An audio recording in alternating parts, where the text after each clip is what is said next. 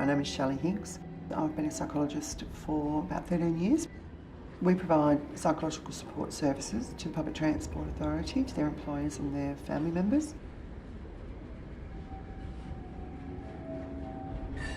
When someone chooses to trespass on the train lines or to cross at a pedestrian crossing when they shouldn't be, the impact can be huge and can impact or can affect a large number of people. I recall one client that we supported who experienced a great level of difficulty because of the level of powerlessness.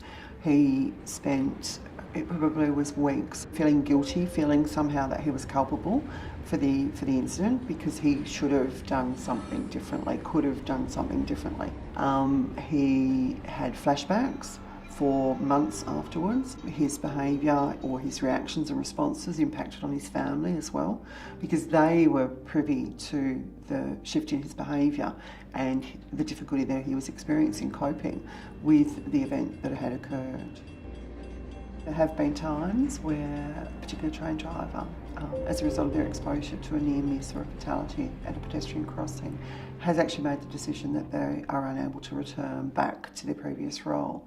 And it's quite sad to think they've had to make quite a significant change in their career as a result of just not being able to, from a psychological perspective, being able to return back to their previous role. Their exposure to the incident or to the near miss is quite different because they are a little bit removed from being actually at the scene, but then in itself can also create a different traumatic response because of that level of powerlessness and helplessness to be witnessing something that's potentially about to occur and not being able to do anything about it. I recall one particular transit officer. This involved, unfortunately, a fatality, an accidental death. His memory of the event was the feeling of the person's skin and how that felt, knowing that the person was actually deceased. And that was a big part of his memory that he had to work through and process.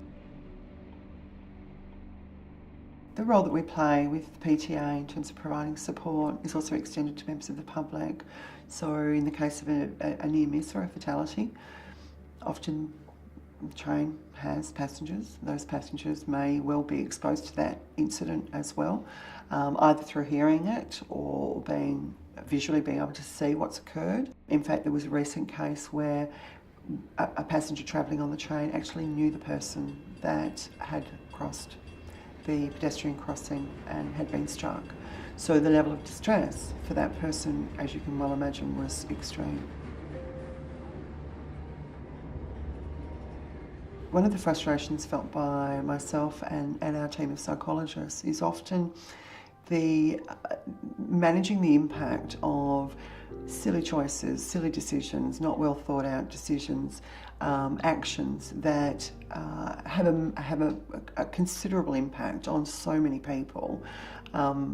I think that's something that as a group of clinicians, that's one of our biggest frustrations that we experience, because we are dealing with the emotional impact for so many people as a result of one person's choice.